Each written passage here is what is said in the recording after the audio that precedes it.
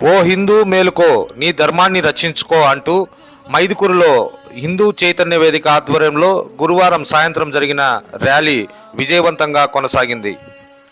బంగ్లాదేశ్లో హిందూ దేవాలయాలపైన, హిందూ స్త్రీలపైన, హిందువులపైన జరుగుతున్న మారణ హోమాన్ని నిరసిస్తూ కొవ్వొత్తుల వెలుగును చేతబట్టి ఈ ర్యాలీలో హిందువులు పాల్గొన్నారు. మైదుకూరు పట్టణం పూర్వామిల్ల రోడ్డులోని శ్రీ అంకాలమ్మ దేవాలయం నుంచి మైదుకూరు 4 రోడ్ల కూడలి రాయల్ సర్కిల్ వరకు ఈ ర్యాలీ కొనసాగింది. జాగో హిందూ జాగో అంటూ పెద్ద సంఖ్యలో మహిళా మూర్తులు, హిందూ ప్రజలు ఈ ర్యాలీలో పాల్గొన్నారు. ఈ సందర్భంగా హిందూ సంస్కృతి పైన జరుగుతున్న దాడులు, వాటి తీరుతెన్నులపై రాష్ట్ర సేవికా సమితి మాధవీలత వివరించారు. కార్యక్రమంలో తమిడేపాటి వెంకటేశ్వర్లు, ఆర్ఎస్ఎస్ పెద్దయ్య, అనిల్, ఎస్ఎస్ఎఫ్ గోపాల్ రెడ్డి, ఏకల్ విద్య రామకృష్ణ, అధిక సంఖ్యలో మహిళా మూర్తులు, హిందూ సోదరులు పాల్గొన్నారు. సహాయ న్యూస్ వీడియోలు మీకు నచ్చితే తప్పక లైక్ చేయండి, ఛానల్ను సబ్స్క్రైబ్ చేసుకోండి. ధన్యవాదాలు.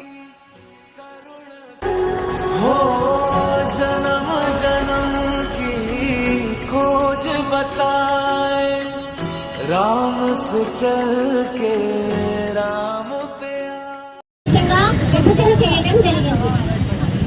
మళ్ళీ పాకిస్తాన్ ని పశ్చిమ పాకిస్తాన్, తూర్పు పాకిస్తాన్ గా విభజించడం జరిగింది.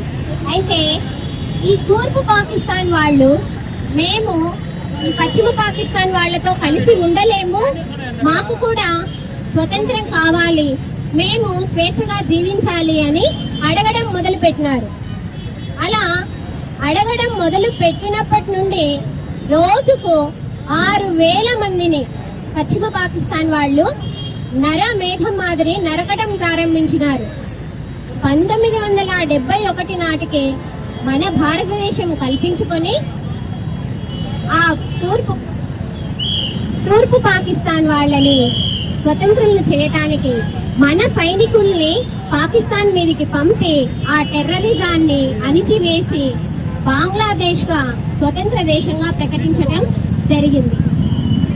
అప్పటి నుండి ఇప్పటి వరకు మొత్తము అక్కడ బంగ్లాదేశ్ లో 28% హిందువులు ఉండేవాళ్ళు. తర్వాత ఇలా దాడులు జరిగి ఇప్పుడు 8% అక్కడ హిందువులు ఉండటం జరుగుతోంది. చరిత్రను చూసుకుంటే పురాతన కాలం నుంచి కేవలము ఒక జాతి పైననే దాడి జరుగుతా ఉంది. ఎందుకని గమనించినారా? ఒక్క జాతి మీదనే దాడి జరుగుతోంది, వాళ్ళే బానిసలు అవుతున్నారు. ఎందుకు ఇలా జరుగుతోంది? అది మనము ఆలోచించాల్సిన అవసరం ఉందా లేదా?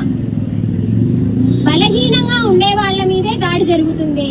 అలాగే వీన్ని కొడితే ఎవరొస్తారు అనేటటువంటి ఆలోచన ఉండటం వల్ల కేవలం హిందువుల మీదనే దాడి జరుగుతా ఉంది. మనము మన ఇంటికి బంధువులు వస్తానే ఏం చేస్తాం? ఆ కోడిని కోయిపోరా, విందు చేసుకుందాం అంటాం. కోడిని కోయమంటాం. పోయి సింహాన్ని దాపోండిరా, కోసి విందు చేసుకుందామని అనగలమా? సింహం దగ్గరికి పోతే ఏం చేస్తుంది? మనల్ని చంపేస్తుంది. అలాగే ఎవరైతే బలహీనంగా ఉంటారో వాళ్ళ మీదే దాడి జరుగుతా ఉంది. ఇది ప్రశ్నించాల్సిన అవసరం మనకు ఉంది.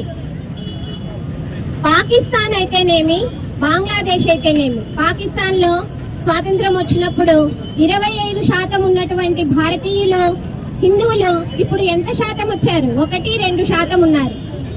మరి బంగ్లాదేశ్ లో 28% ఉన్న వాళ్ళు ఇప్పుడు కేవలం 8% ఉన్నారు. ఇప్పుడు అక్కడ జరుగుతా ఉంది సరే, పక్కన ఎక్కడో జరుగుతా ఉంది సరే, మన పరిస్థితి ఏంటి? రేపు మన దగ్గరికి రారా? మన అస్తిత్వాన్ని మనం నిలబెట్టుకోవాల్సిన అవసరం ఉందా లేదా?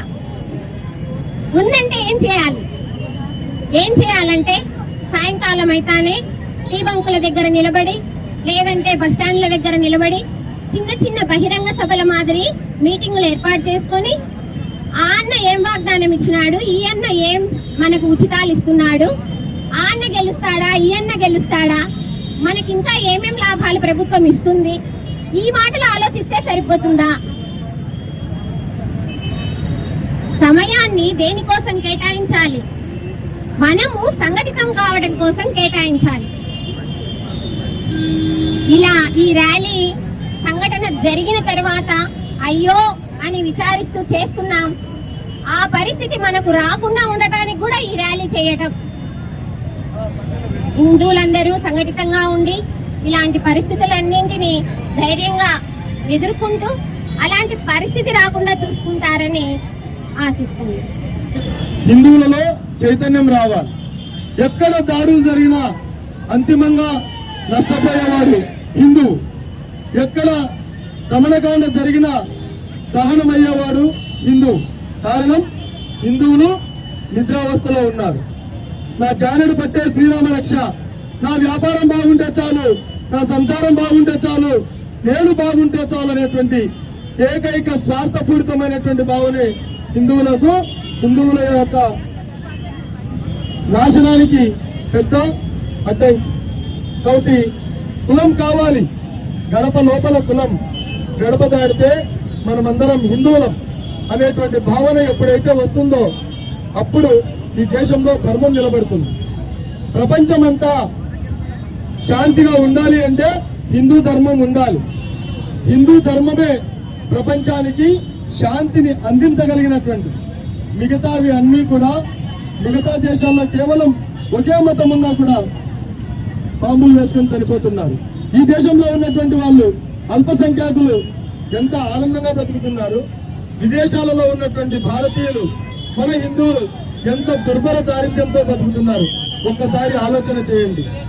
ఆ ఆలోచన చేసి రాబోయే రోజుల్లో మనదైనటువంటి ధర్మం నిలబడాలి అంటే, మనం హిందువుగా బట్ట కట్టాలి అంటే ఈ సమాజం కోసం, ఈ ధర్మం కోసం కొంచెం సమయాన్ని కేటాయించాలి.